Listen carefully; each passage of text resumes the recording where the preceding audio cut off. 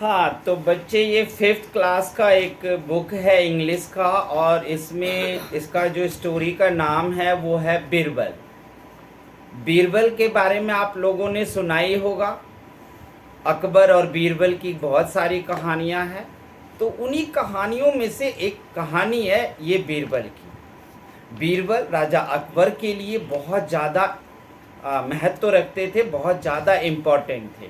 इस बात से हमेशा अकबर के जो और दरबारी कोर्टियर लोग थे वो काफ़ी इससे जलते थे और उनको जलन रहती थी। और इस बात को अकबर भी अच्छी तरह जानता था कि बीरबल से सारे जलते हैं, क्योंकि बीरबल बहुत ही ज़्यादा बुद्धिमान था। बीरबल किसी भी प्रश्न के उत्तर को चुटकियों में हल कर देता था। राजा के बड़े बड़े जब कानून की पेचीदगियां आ जाती थी, तब वो बड़े ही आसानी से कानून की पेचीदगियों को भी दूर कर देता था। राजा के साथ बैठकर जब न्याय की बातें होती थी तो बीरबल तुरंत ही अपराधी को पकड़ लेता था बातों से ही। अगर पक्ष और विपक्ष की बात जब अदालत में सुनता था अकबर, तो बीरबल वहां मौजूद रहता था। तो बीरबल अदालत में भी रहता था और वो बताता रहता था, और दोनों पक्ष विपक्ष को सुनकर अकबर को बता देता था गलती किसकी है, और बिल्कुल हमेशा सच ही होता था। ऐसे में एक बार जो है अकबर ने खुद एक चालाकी की कि बीरबल उसके लिए कितना इम्पोर्टेंस रखता है, तो अपने कॉर्टियर यानी कि दरबारियों को लेकर, उनके दरबारियों में जो मेन मुख्य 9 थे, नवरत्न जिनको बोलते हैं, वो सब एक से एक बुद्धि वाले लोग थे। नवरत्न, 9 रत्न, उनमें से एक बीरबल भी था। और भी दरबारी थे नवरत्न के अलावा। सबको लेकर के वो एक दिन अपने खजाने ट्रेजर में गए।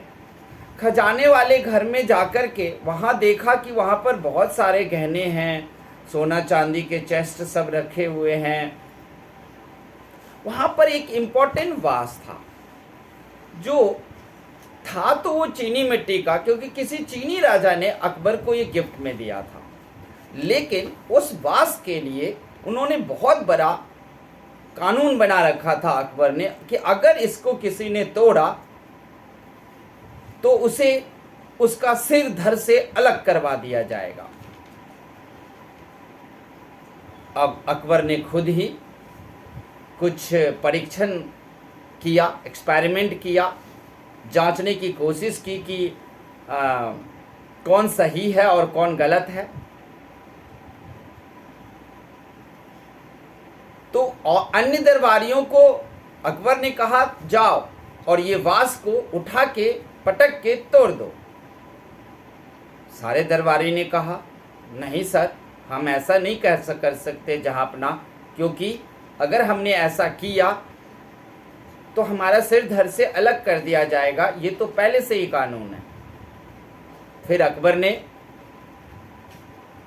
बीरबल को बोला तुम जाओ और तुम इसे तोड़ दो।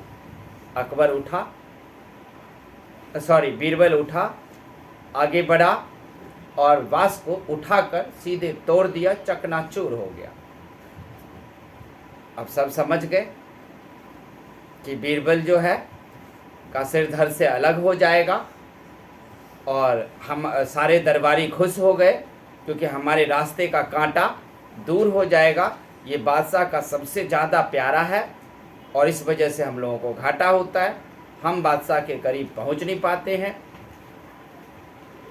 ऐसे में अब अकबर मुस्कुराने लगा, हंसने लगा।